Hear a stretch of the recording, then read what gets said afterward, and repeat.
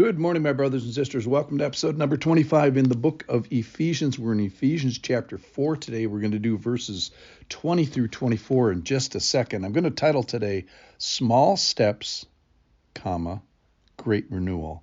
That is, he's going to give us steps that we can do to enact a great renewal. This is one of the great practical truths of the spiritual life.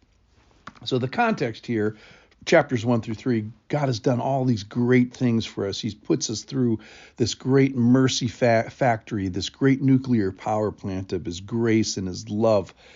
And so now he's going to ask us to be transformed of mind and body.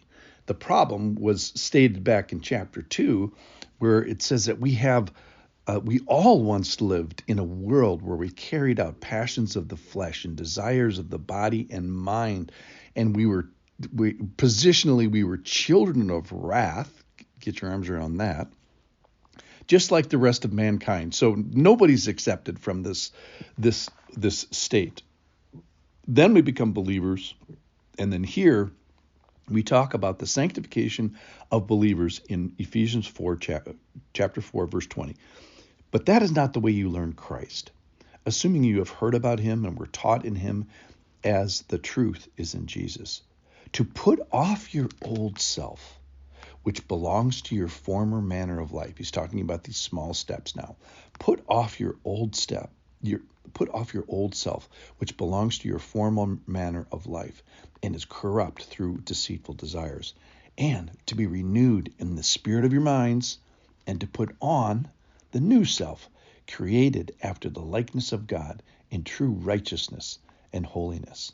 So he talks about the body, putting off and putting on, and he's talking about renewing of the mind. And this is the sacrifice of our mind and body. This reminds me of Romans chapter 12, where we talked about sacrifice costing you something. We went all the way back to David and established that, and we said that Romans 12, 1 and 2 was the most expensive passage in the Bible because of all the costs. That is, the sacrifice of your mind and sacrifice of your body cost you something. So the transforming of your mind and the transforming of your actions cost you something. So you don't get to do what you want to do. You don't get to have any type of behavior of your tongue or your attitudes or your money or your zipper. You don't get to be tossed around by any doctrine or wind of thinking. So the first response that I get to this passage today is, wow, the costs are high. But then, hey, let's not forget that we get a kingdom, we get an inheritance, we get a relationship, we get an indwelling, we get forgiveness for all sins, we get eternal life. So let's participate in this. Our feet are in the butter tub. Let's act like it. All right, so the passage today is very practical in the sense that these small steps are of two categories. One is our mind and one is our bodies. The number one is to be renewed in our minds, and that is put on a new way of thinking, that is you with Christ on board.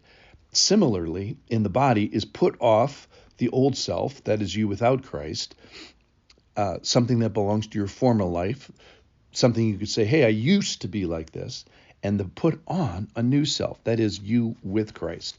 So we're created after the likeness of God. In a sense, it says here that we're supposed to be godlike. I'm going to use a small g in saying that. We're supposed to be godlike, or that means we're supposed to have this family resemblance to God in righteousness, knowing what God did for us personally, and in holiness. And yes, I hear that the standard is very high. We have to change our mind and change our behavior, and that is, in a sense, it's the hardest thing in the world.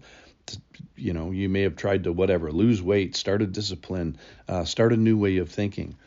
But let's remember, this cost God everything. This cost God the death of a son, the death of a part of the Trinity. It cost him coming down from heaven and putting aside godliness. It cost him becoming sin who knew no sin, 2 Corinthians 5:21. So let's give God some credit for his enablement in the things that he has done, and let that be an inspiration for us to endure and to be willing to have this sacrifice. So yes, there is some personal agency here. We are to put off something. We are to put on something. And when we do this, I think we will find ourselves smack dab in the center of God's pleasure, smack dab in the center of God's will.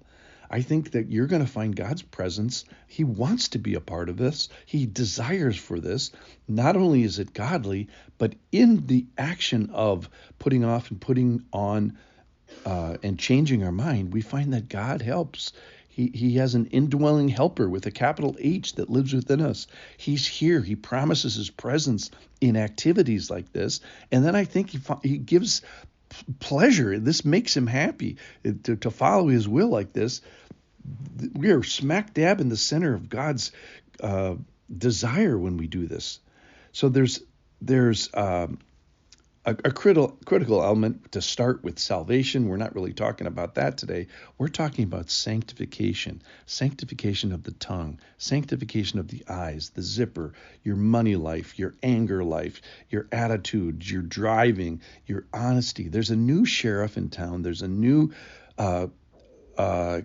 action that we're supposed to be doing. So I'm calling this the grand renewal or the great renewal. And how do you do that? Well, it's with small steps.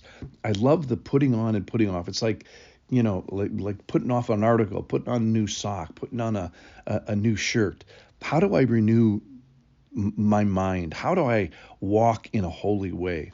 I think this passage tells us that it is with small steps. So in that sense, I think it's encouraging that you put off and put on stuff, one item at a time. And I think then the other thing I just want to leave us with is that in this activity of putting off and putting on and renewing our mind, that we find that God is helping us, that we find that God is here, he's present, and that this makes him happy. So ladies and gentlemen, as we go today, the thought for the day is let's put off an old self of behavior and let's put on a new action of behavior and let's renew our mind. Small steps today. How do you climb Mount Everest? One step at a time. How do you get a godlike life? One step at a time. The great renewal starts with small steps. Thanks for listening.